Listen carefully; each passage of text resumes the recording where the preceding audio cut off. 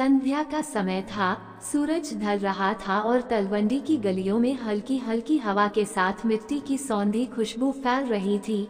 उसी समय एक साधारण से घर के बाहर बैठा एक युवक भीतर ही भीतर किसी भारी बोझ से दबा हुआ था। उसके चेहरे पर प्रश्न थे, आंखों में उलझन थी और मन में डर कि जीवन का सही रास्ता आखिर है क्या। तभी उसी रास्ते से गुजरते हुए बाबा नानकदेव जी ने उसे देखा। उनका चेहरा तेज से भरा हुआ लेकिन आंखों में असीम करुणा थी। उन्होंने उस युवक के पास बैठते हुए कोई उपदेश नहीं दिया, कोई श्लोक नहीं सुनाया, बस धीरे से पूछा, पुत्र क्या खोज रहा है। और यही एक प्रश्न उस युवक के भीतर जैसे भूचाल ले आया, क्योंकि वह भी यही खोज रहा था कि सच्चा धर्म आखिर होता क्या है। बचपन से उसने पुराणों की कथाएं सुनी थी कि धर्म पूजा में है, यज्ञ में है, दान में है, व्रत में है, तीर्थों में है, लेकिन उसका जीवन खाली क्यों था, मन अशांत क्यों था। तब बाबा नानकदेव जी ने बिना किसी ग्रंथ को खोले, बिना किसी आसन पर बैठे, उसी मिट्टी पर बैठे बैठे उसे समझाना शुरू किया कि सच्चा धर्म किसी दिखावे का नाम नहीं, ये तो मनुष्य के भीतर का उजाला है। उन्होंने उसे राजा हरिश्चंद्र की कथा याद दिलाई कि कैसे सत्य के लिए उन्होंने सब कुछ त्याग दिया, लेकिन साथ ही यह भी समझाया कि हरिश्चंद्र का धर्म केवल सत्य बोलना नहीं था, बल्कि अपने कर्मों के परिणाम को स्वीकार करना भी था। फिर उन्होंने महाभारत की ओर संकेत किया और कहा कि अर्जुन के सामने भी यही प्रश्न था कि धर्म क्या है। अपने ही संबंधियों के विरुद्ध शस्त्र उठाना अधर्म है या अन्याय के विरुद्ध खड़ा होना धर्म है। और तब कृष्ण ने उसे कर्मयोग सिखाया। बाबा नानकदेव जी ने मुस्कुराते हुए कहा कि देखो पुत्र, धर्म कोई एक रास्ता नहीं, ये तो चेतना की अवस्था है। जब तुम्हारे कर्म, तुम्हारा मन और तुम्हारी भावना एक हो जाए, वही धर्म है। उन्होंने उस युवक को बताया कि पुराणों में बार बार यह बात कही गई है कि अहंकार ही सबसे बड़ा अधर्म है। चाहे वह रावण का अहंकार हो, जिसने वेदों का ज्ञान होते हुए भी विनाश को चुना, या दुर्योधन का अहंकार हो, जिसने न्याय जानते हुए भी उसे स्वीकार नहीं किया। बाबा जी ने गहरी सांस लेते हुए कहा कि सच्चा धर्म वही है जो अहंकार को तोड़े और इंसान को इंसान से जोड़े। तभी तो उन्होंने स्वयं अपने जीवन में ऊंच नीच, जात पात, अमीरी गरीबी के भेद को नकारते हुए लंगर की परंपरा चलाई, ताकि एक ही पंगत में बैठकर सबको यह अनुभूति हो कि ईश्वर सब में एक है। उस युवक की आंखों में अब आंसू थे, क्योंकि उसे पहली बार यह महसूस हो रहा था कि धर्म कोई बोझ नहीं बल्कि मुक्ति है।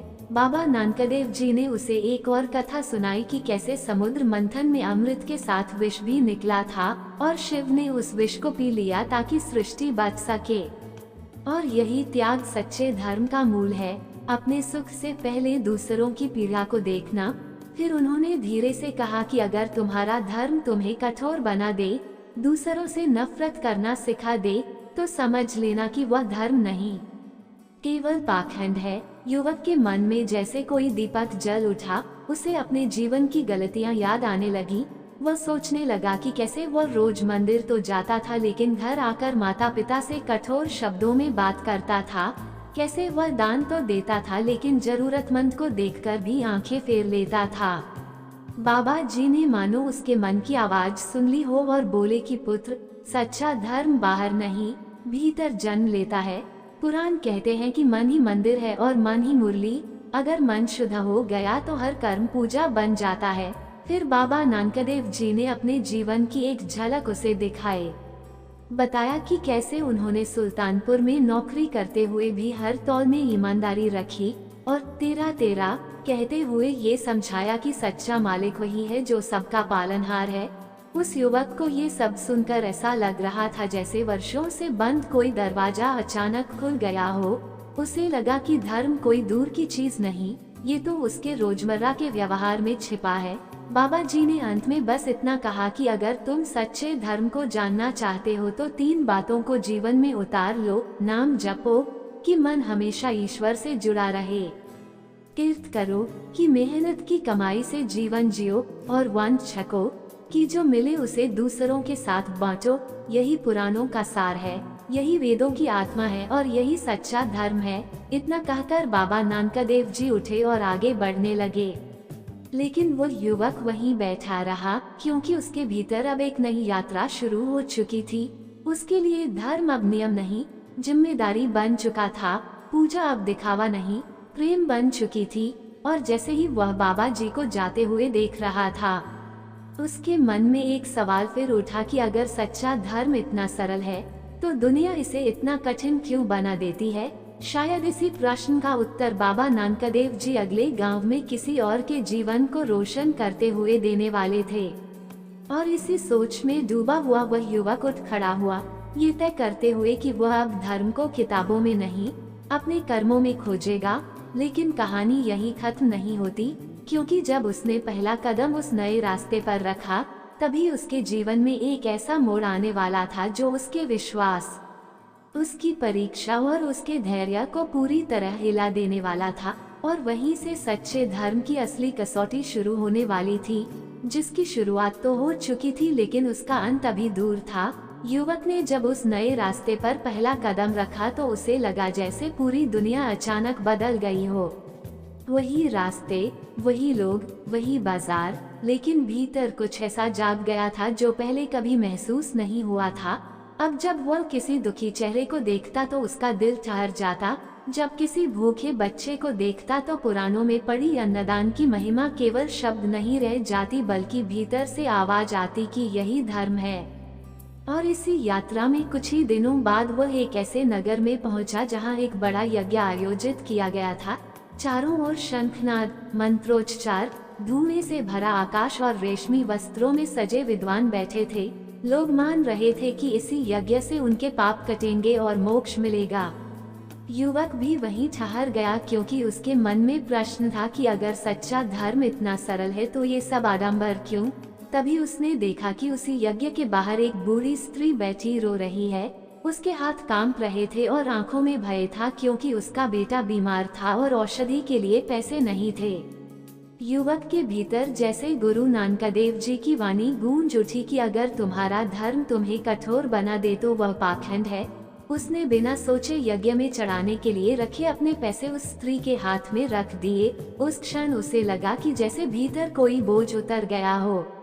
लेकिन उसी पल कुछ लोगों ने उसे घेर लिया और कहा कि यह अधर्म है, यज्ञ का धन बाहर देना पाप है। तब युवक पहली बार खड़ा हुआ और बोला कि अगर किसी की जान बचाना पाप है तो मैं ये पाप बार बार करूंगा। और उसी क्षण उसे एहसास हुआ कि यही वही साहस है जो पुराणों में धर्म की रक्षा के लिए बताया गया है। जैसे प्रहलाद ने पिता के विरोध में भी नारायण का नाम नहीं छोड़ा, जैसे द्रौपदी ने सभा में अन्याय के विरुद्ध मौन नहीं अपनाया। युवक आगे बढ़ता गया और रास्ते में उसे एक धनी व्यापारी मिला जो बाहर से बहुत धार्मिक दिखता था, लेकिन भीतर से भय और लालच से भरा हुआ था। वह रोज मंदिर बनवाने की बात करता, लेकिन अपने मजदूरों की मजदूरी रोक लेता। युवक ने उसे कोई उपदेश नहीं दिया, बस उसकी आंखों में देखकर पूछा कि क्या तुम्हारा धर्म तुम्हें रात को शांति से सोने देता है। व्यापारी मौन हो गया, क्योंकि उसने पहली बार अपने भीतर झांकने की कोशिश की। यही वह क्षण था जब युवक को समझ आया कि गुरु नानकदेव जी क्यों कहते थे कि सच्चा धर्म प्रश्नों से डरता नहीं, बल्कि उन्हें जन्म देता है।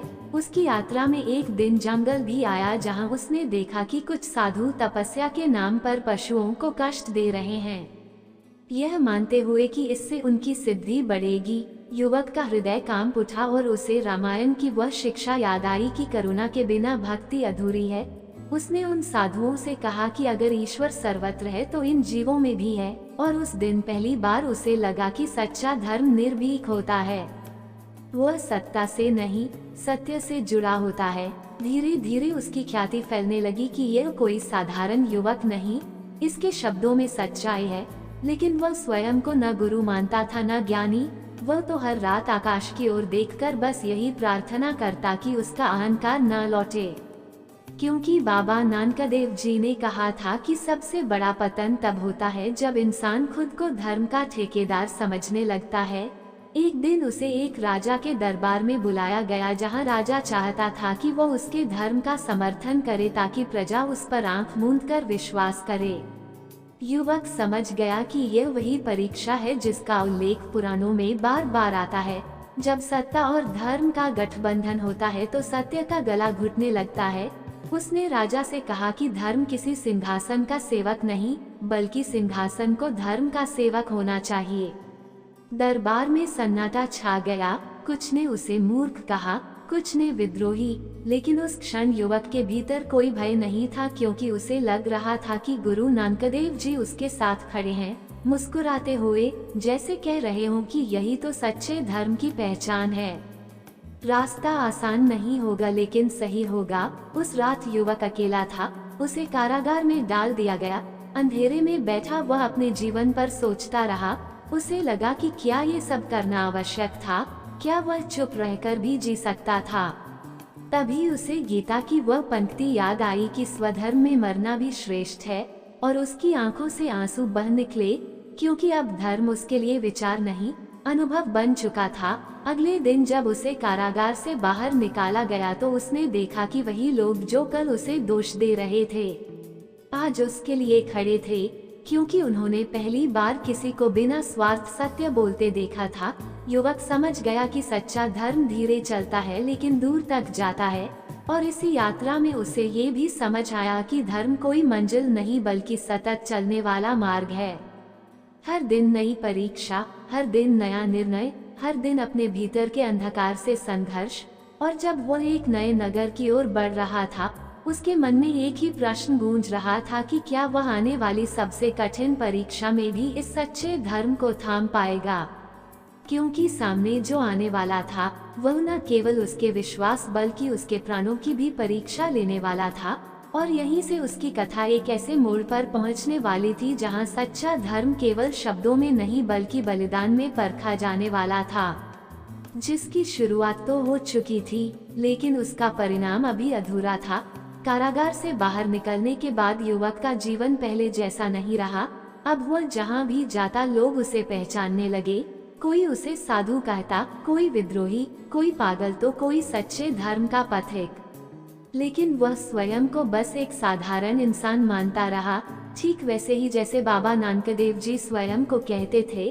और इसी साधारणता में ही उसकी असली ताकत थी। एक दिन वह उस नगर से आगे बढ़ा तो रास्ते में उसे एक गांव मिला जो सूखे और भूखमरी से जूझ रहा था। खेत बंजर पड़े थे, कुएं सूख चुके थे और लोगों की आंखों में उम्मीद की जगह थकान बस चुकी थी। वहां के पुजारी रोज पूजा जानते थे, मंत्र जानते थे, लेकिन लोगों के डेक को देखने की शक्ति खो चुके थे। युवक ने गांव में प्रवेश करते ही कोई प्रवचन नहीं दिया, कोई कथा नहीं सुनाई। बस सबसे पहले उसने अपने हाथों से कुआं खोदना शुरू किया, धूप में पसीना बहाते हुए, हाथ छिलते हुए। और जब लोगों ने उससे पूछा कि तुम कौन सा धर्म निभा रहे हो, तो उसने मुस्कुराकर कहा कि वही धर्म जो बाबा नानकदेव जी ने सिखाया था, किर्त करो, मेहनत करो, सेवा करो। पहले लोग हंसे, फिर कुछ जुड़े, फिर पूरा गांव जुड़ गया और कुछ ही दिनों में पानी निकला। उस दिन गांव की स्त्रियों ने जब पानी से भरे घड़े सिर पर रखे तो उनकी आंखों में जो चमक थी वह किसी भी यज्ञ से बड़ी थी। युवक उस दृश्य को देखकर रो पड़ा, क्योंकि उसे समझ आ गया कि यही सच्चा धर्म है, जहां किसी का जीवन बच जाए, किसी का डेक हल्का हो जाए, वही ईश्वर की सबसे बड़ी पूजा है। लेकिन जैसे जैसे उसका नाम फैलता गया वैसे वैसे विरोध भी बढ़ने लगा। कुछ धर्म के ठेकेदारों को डर था कि अगर लोग इस सरल धर्म को समझ गए तो उनकी दुकानें बंद हो जाएंगी। उन्होंने अफवाह फैलाई कि यह युवक धर्म को तोड़ रहा है, शास्त्रों का अपमान कर रहा है, लोगों को भटका रहा है, और एक दिन उसे फिर से पकड़ लिया गया। इस बार आरोप और भी गंभीर थे। कहा गया कि यह परंपराओं का अपमान करता है, ये समाज को गलत दिशा में ले जा रहा है।